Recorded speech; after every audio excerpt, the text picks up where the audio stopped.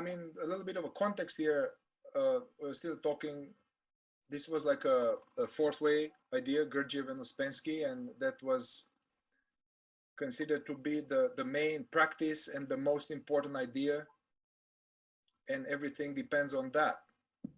The most engine, the engine towards waking up. And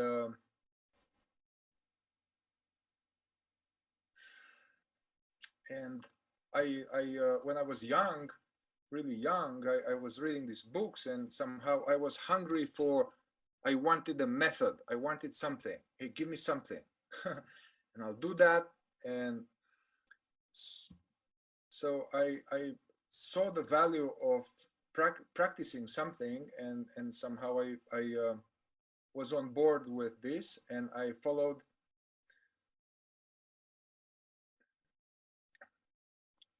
initially Ouspensky's direction, where he was talking about divided attention. And divided attention was a fourth way concept in which Ouspensky was trying to understand from Gurdjieff about what he meant by self-remembering. And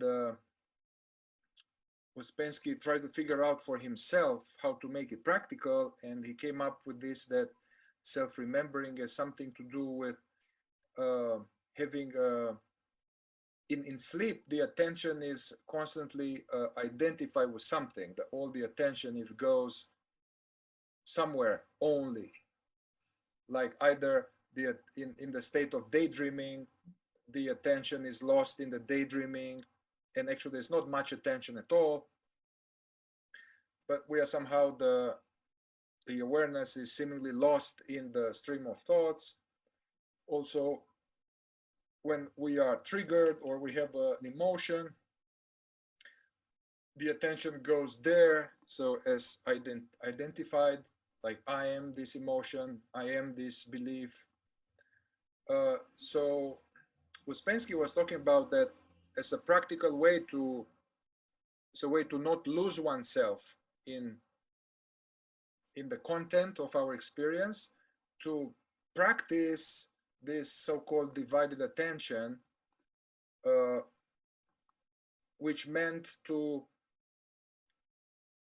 basically, let's say, you are paying attention to my voice and to this image of me and stuff. So the tendency might be to be fully lost in the object.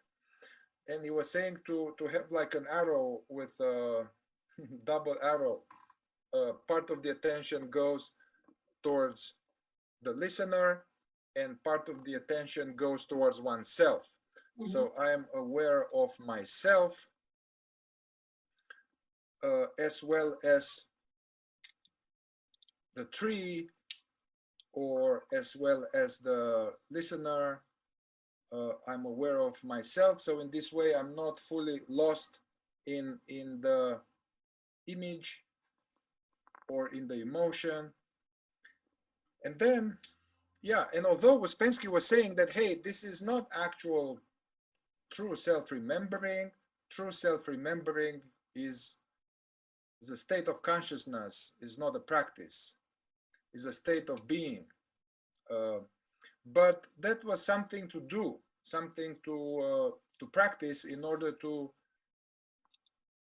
snap out of the state of being asleep and lost in thought or identified. And then when I joined this fourth way organization that we both were in, the teacher there was very much focusing on this self-remembering. And I was a young man there, and what I got there was that self-remembering meant to, and you know, I'm aware that could be my own misunderstanding, as well as maybe something connected with that teacher. But I started to divide the attention. So I'll just, you know, look at you and then be aware of my nose, or look at you and feel the feet on the ground, or look at you yeah, you know, somehow to look at you or the object, and then be aware of the breathing, or be aware of the feet on the ground, or be aware of sounds. So somehow I was constantly manipulating attention in a certain way. Uh, so remembering myself or divine attention meant like, okay, I'm listening to a concert of music, and part of the attention is with myself. However, the problem was that I didn't know what myself is. I understand self-remembering like like a triangle. Yes, because is there divided attention is what you are describing now, this divided attention. And then is remember what is up there, whatever you can will call it. God, you can call it awareness in, or another or conscious or an energy or influence, you know? Yeah, this is the Rodney Collin idea. Yeah, which is a student of Ouspensky. I know what you mean. And Uh, it's yeah. what I remember about it. And So according to what you understand with this triangle, so how would the practice be for you? This self-remembering with this triangle. for me, I don't practice self-remembering. You cannot practice like, because it's like to be a god. It's like, yeah, it's like to be a goddess um in a human being body. Yes, like it's imperfect. So for me, self-remembering is very much like, I understand that since I joined the school, as like you need to have a lot of vanity to really go into there in that place. You have to have a lot of what? Vanity. I mean, you have to believe that you have these three forces in you all the time, and you are perfect. You have to believe it. You have to believe it. And it's how I observe it. I observe that self-remembering is totally like to be like aware of your play, you know, aware of your voice in many scales, you know, aware of many things, aware of the compassion, aware of the process of life, you know, aware of, I don't know, the moon is there, I don't know. It's huge. It's like, I see. So I can see based on your understanding, so you basically didn't try it, or you didn't, it was like, that's to do this will be to be vain, it's not practical. So I was saying that after I left that organization, I did many other awareness-based paths, and then I went back and I revisited more like, I read everything from Gurdjieff again, and meetings, transcripts, stuff like that. I talked to people who went in other fourth way groups, and I could see that Gurdjieff had trouble to be understood, uh, and he was seemingly dissatisfied of his students' understanding of self-remembering. And only later I encountered this modern day spiritual teacher, Rupert Spira, and I think I remember I was once looking on the internet, on YouTube, looking like self-remembering, and then I found all kind of fourth way people, and I didn't like them. And then I found this gentleman, Rupert Spira, whom I didn't know at the time, and he was speaking about self-remembering in a way that I was like, wow, okay, it made a lot of sense to me, and it helped me to understand my distortion. Also, I looked into Rupert, and I could see that he was in non-duality, Advaita Vedanta. At the same time, he spent 20 years in an Ouspensky school. So which was very helpful for me because he could understand where I was coming from. And so as I encountered his teaching, Rupert, and then also, you know, on the algorithm of YouTube came this gentleman, Francis Lucille. Francis was Rupert's teacher. Somehow by following those teachings, which are not fourth way, I understood that I misunderstood this self-remembering very much. And actually that kind of effort of I was doing, this effort, I was making this effort all the time of attention, and part of my understanding of self-remembering was to, as soon as a thought comes, to just to snuff it away and to be very like aware of everything. And it required constant effort, and it seemed like all the time I go back into thoughts and this or that, and I was making some effort which was actually pretty stressful. And anyway, so what I understood is that I couldn't quite practice self-remembering, or because I didn't know what the self was. So I wasn't remembering myself, and I was just doing some mindfulness application, meaning I was aware of some thought, of some sound, I was aware of some sensation, I was aware of the wind, I was aware of a bunch of stuff at the same time. However, that is not the self. That is some mindfulness. Yeah. So I understood. So what I understand now is that the thoughts, the wind sensation, the feeling, the concept of God, that's not the self. That's not the self. So I was not doing it basically, and what I understood is that the self, also in that way of doing it for many years, there was this idea that me, Mihai, I'm trying to reach presence. Me, Mihai, I'm trying to do something to be more aware, to reach presence. And presence was something which was elusive, and I needed to make a lot of effort to get it, and I would lose it. And you see in this description, there was me, Mihai, and presence. Presence was something other than me. And at that time, I was constantly pursuing this, which is very much like a dog trying to chase his own tail.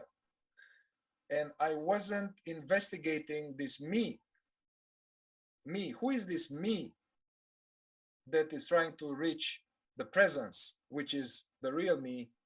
Anyway, I could see that that was doomed to failure, and I got support from Francis, who saw I was doing something that was actually keeping me stuck, and I was still very devoted to it, because I believed that when I was 17, 18, and I devoted myself to this misunderstanding, and it was hard to stop it.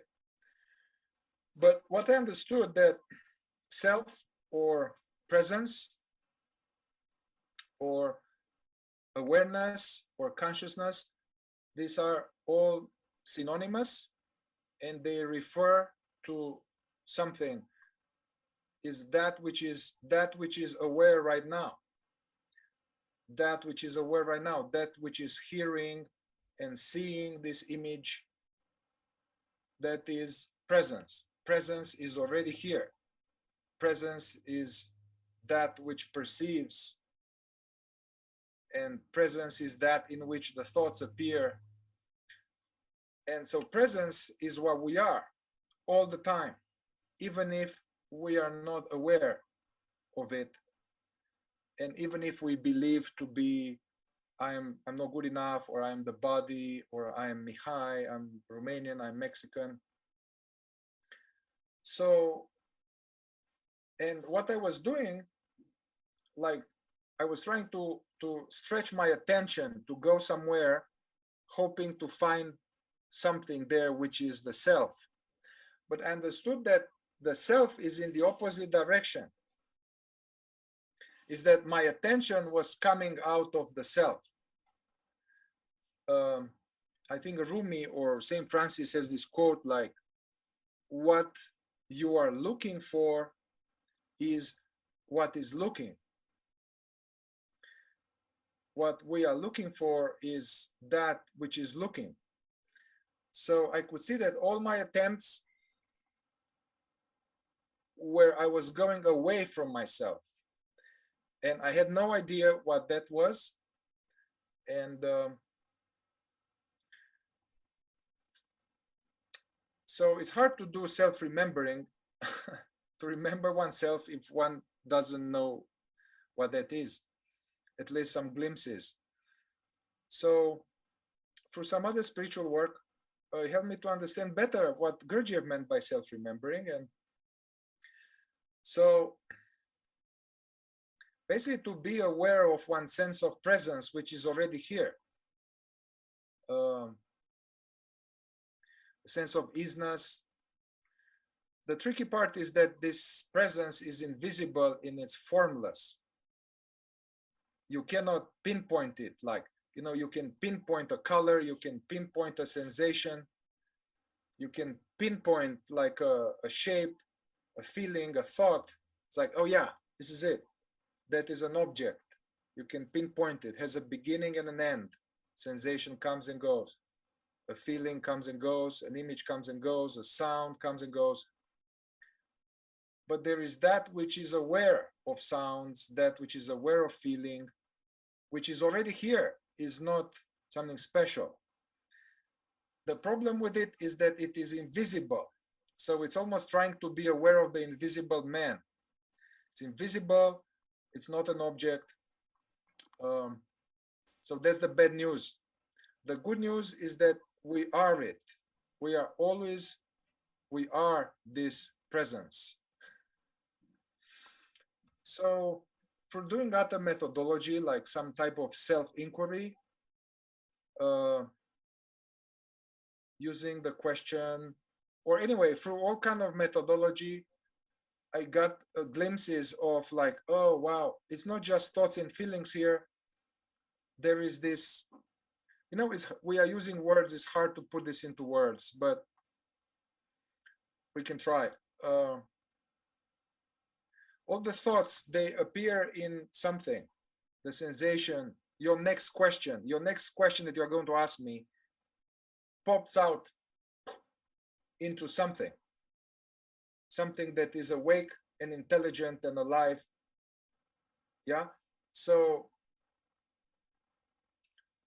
the thoughts, the way I understand now, the thoughts are arising out of this presence, the feelings arise out of this presence, and they die back into this presence, and this presence is always on, and we are always unaware of it, this self-forgetting. So once, yeah, so now I understand by self-remembering, let's say to, okay, I'm driving or I'm talking, and to remember myself is to come back to the sense of being. There is this invisible sense of isness that is here, and to abide as that consciously, knowingly. And that is awesome practice. I think, I believe that that is the ultimate practice, and at some point becomes a non-practice. And I can see later, I could read The Fourth Way, and I could see that Ouspensky was like, yeah, self-remembering is not a practice. You can practice something, but at some point you realize that's your natural state.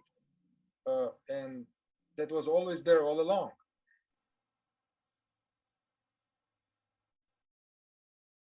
This aware silence, you know, even we close your eyes and there are sounds, there are something, but they are all noticed, they're all perceived. Something mysterious is perceiving. That is not a thought, that is not the body, that is not the brain. what they say in other teachings, like you are that, which perceives right now. And then there's no vanity. That's what we are. So there's no vanity about doing that. Actually, it makes your life much better, more stable. And it's the, I think RODNEY COLLIN had this great quote. I forgot it now, but self-remembering is the compass that tells you where to go. It's like I forgot now, but that was the essential thing.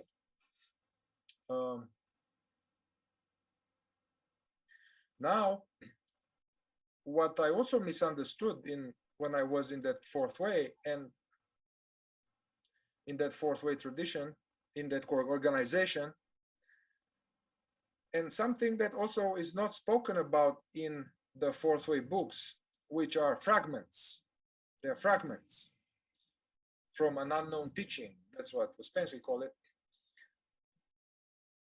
I thought that this presence is personal, is separate, personal and separate, and God is somewhere else.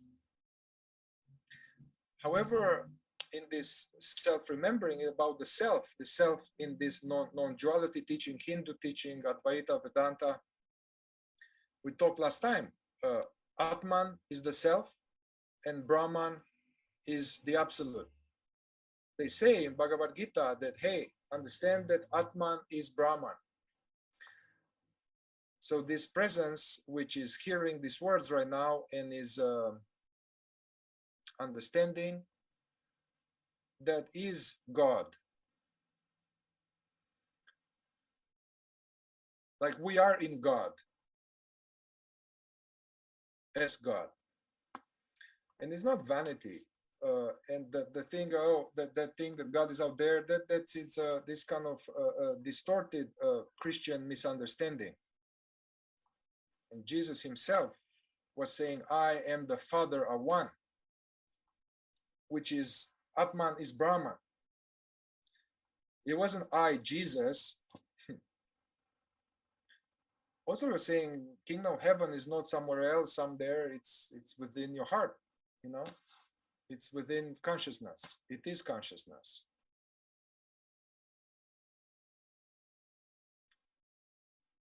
However, you know, it's useful to engage in all kind of mindfulness practices and try to stop some thoughts sometimes and to observe feelings and to inquire into the false personality, because as long as the false personality or the ego identity is very strong, it's too much shit. It's almost like the false personality is like there are lots of clouds, and the whole sky is full of clouds. And self-remembering will be to realize there is the sky, but you can't realize because there are too many clouds.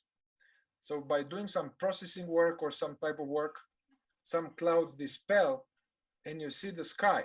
Mm-hmm. And then you're like, oh, wow. Then you realize that the blue is not just another cloud. The blue is actually the background. It's the sky, which I am. And then there are some glimpses. One has to have some glimpses about the self, about our true nature, and then keep coming back to it, Yeah, another thing that I was thinking about self-remembering is that was more like to have the memory in 1 second of my life. And when I observe that people have dementia and Alzheimer, I mean, I just was like, oh my God, then what? They didn't have any moment of remember of themselves in this life because they lost everything. So now they've lost all this self-remembering and they cannot be in peace. So yeah, I think it's the opposite. What seems to happen in this Alzheimer and dementia is that the mind breaks down. The mind, the mental state breaks down. And so the memories. So basically you see somebody with dementia, they may see their daughter. I have clients like that. they see their child and they don't recognize them, and they are asking them to give them a ride somewhere. So basically, the memories and the memories of who I am as an ego breaks down, and the more it advances, the only thing that's left is consciousness with some basic functioning. So there's just like a child, like just being, just like there's no commentary, no judgments, no, I'm not good enough, no, they didn't respect me, no complaining, no self-pity, no vanity. That is like, and it's just this quality of being, perceiving, and What? therefore they are happy. They are much less miserable than when we were before, because So they don't have all of this egoing. yeah, let me understand something, because I mean, when I say, oh, when I am in a state of self-remembering, I remember that. I completely remember that, you know. And You when I'm you not in a remember state of what? what, for example, I say when I was in a state of self-remembering, I remember that something, that person, or that in my, I mean, I have it in my heart and my mind, and I don't lose it. And it's What many is moments that? that I lose. What is that? Hang on a second. What is that person and memory that you don't lose it? And who is you? Who is you? Who is the you who is not losing it? You see, we have two, you and then it. The memory, I mean, I was thinking that memories are like the best of, I mean, like it's like your beautiful jewelry, something that your treasure, something that you have, you know. Memories, their memories are the treasure and something beautiful. Yes, because it's I mean, make your life, the present life, more beautiful. I mean, you have, there is I think there is a philosophical discussion about self-remembering or not, you know, because I know that the elephant have memory also, but a different memory, maybe in the instinctive center. I'm not sure if in the heart. And I know that certain animals doesn't have this memory. So for me, it's really like, so where is this memory goes? I mean, it can be placed in self-remembering, because I remember to speak with some of the members of this school, and they told me, when you are remembering yourself, you will keep that moment forever. Okay.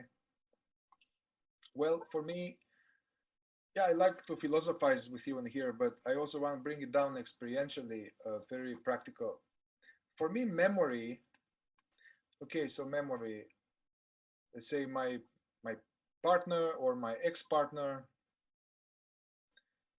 I see an image.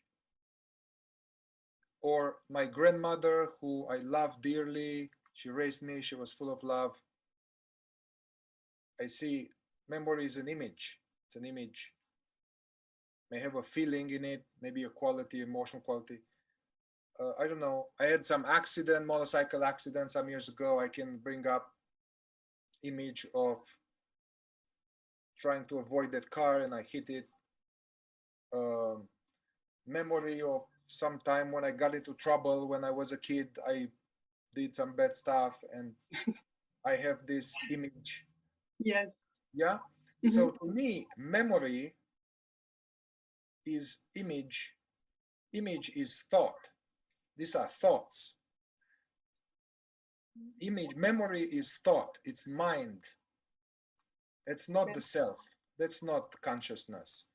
Consciousness is that which is aware of this memory. Consciousness is the jewel. Consciousness is that which is aware of this memory.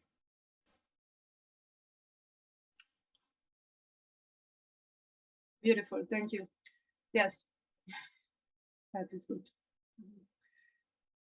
So basically, memories and all this past, no, they cloud the ability to be fully open and present to the present experience. There's no jewel in the memory. I mean, it can be, yeah, my sweet, I like some, you know, my grandma, and the image comes and I feel love. Yeah, that's sweet, but that's not the presence. The memory appears in the presence. It's the presence that remembers the memory. But what's important is the presence.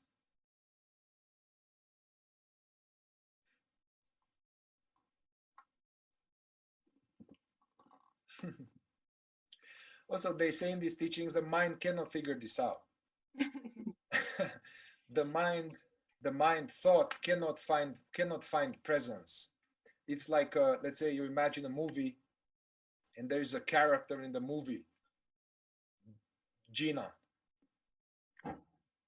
So for the mind to discover presence is like for Gina, the character in the movie, to become aware of the screen. The Gina is never going to be aware of the screen. Okay. Just the screen. There are some metaphors, maybe it will help you. They helped me a lot to clear some distortion. There are a bunch of metaphors, 3 or 4. They all point to the same thing. They are meant to, you know, it's as Jesus was using allegories or metaphors. Sometimes allegory or metaphor or of a symbol, they can go straight to the self, bypassing the mind, and we're like, ah, yeah, rather than intellectual thought. So I'll tell you some of these allegories or metaphors that are, their aim is to help us look in the right direction towards what we are. So they have this idea, let's say, in this idea of the clouds and the birds and the sky. So there are clouds, there's rain, there are birds flowing through the sky.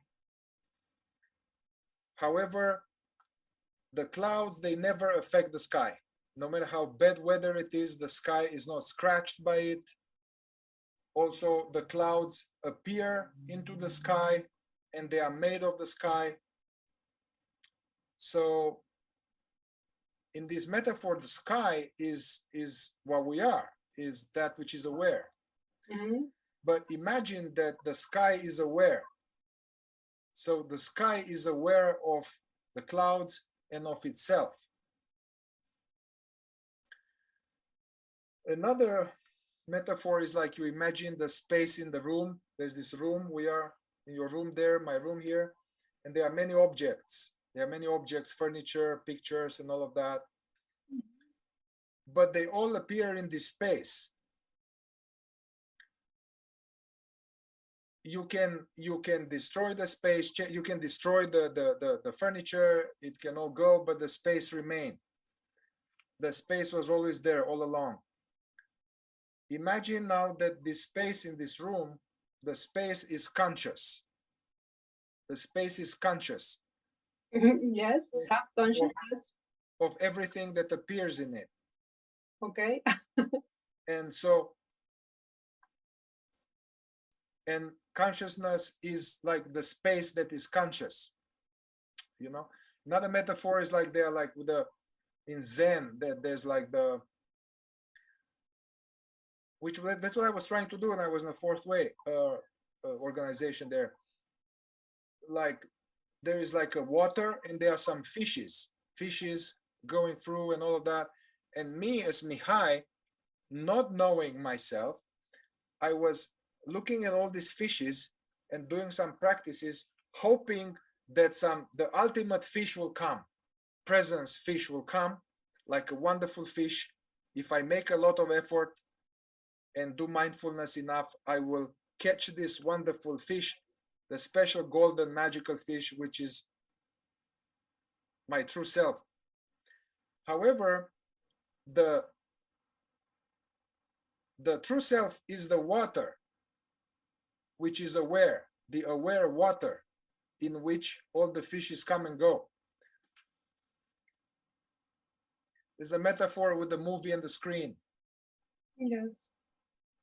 The same with the air, yes. Yeah. Well, of course, all metaphors, they break down at some point, because when you watch a movie, let's say there's a screen, there's I am watching the screen. But imagine that the screen is a magical screen, is conscious. The screen is conscious of itself and of all the images that appear in it. Okay. That's kind of what's these are trying to describe, trying very hard to describe the relationship between thoughts and feelings, sensations, and the presence. The presence is that in which they appear. Presence is that which is aware of them. And ultimately, the thoughts and the feelings and the body are made of this presence. Let me ask you something, sorry. This self-remembering, I mean, like you say, so then everybody can have this self-remembering and don't know that they are in self-remembering. And then, I mean, it's like completely, or sometimes you have a gift of self-remembering without to make efforts. Yes, it's like that. Like you have a gift when you are a child of self-remembering. And then for this reason, you was looking for that when you was a teenager. And then because this gift, because if you don't know, how you will look for that? Okay, let's slow it down. Well, the idea is that everybody, including Hitler and everybody like that,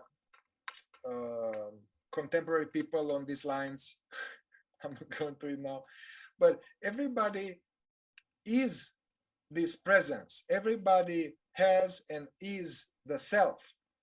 However, we are not aware of it, and we are, and this presence is confused and asleep and believing to be the body and believing to be the mind, and so everybody is this presence, but without knowing.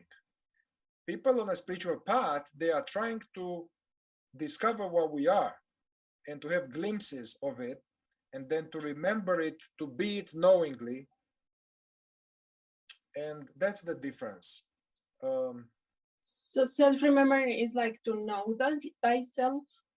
Yeah, to know thyself, and then once you know it, to remember it, and to, so that you forget it less, and then to be it, be thyself, know thyself and be thyself.